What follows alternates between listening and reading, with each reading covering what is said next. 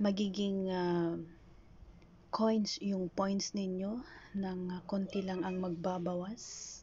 Ayan, ituturo ko sa inyo kung paano ipalit ang points papunta sa coins. Ayan.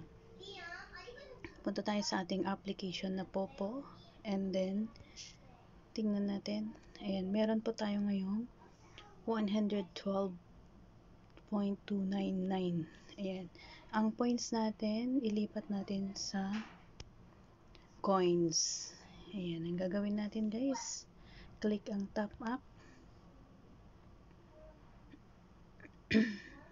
and then click USDT, copy ang contract address. Ayan, copy mo, and then balik tayo sa ating withdraw, click ang withdraw, i-bind ang USDT natin. Ayan, naka-bind siya. So, yung kinapi-paste natin doon sa ating USDT, i-paste lang natin dito sa ating contract address, and then submit. Ayan, naka-bind na po yung ating USDT, and then click withdraw now. Confirm. Ayun. Wala na pong laman. Ayan, nagiging 0 na siya. And then wait po natin na mapunta yung ating points sa ating coins. Okay. Ayan, nandito na siya. Alright.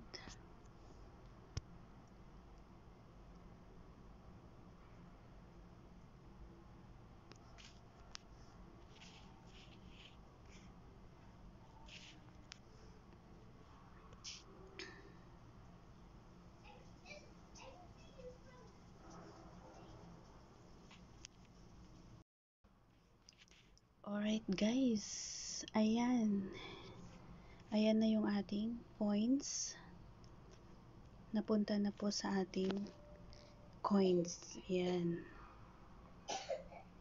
diba? Okay, ayan ang message ni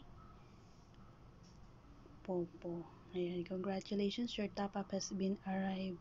Top up coins, ayan, na-receive natin, nailipat na po yung ating points papunta sa coins. Ayun, yung 112 natin kanina, nagiging 109, konti lang yung nabawas. Okay, ganyan lang po ang maglipat ng points papunta sa coins.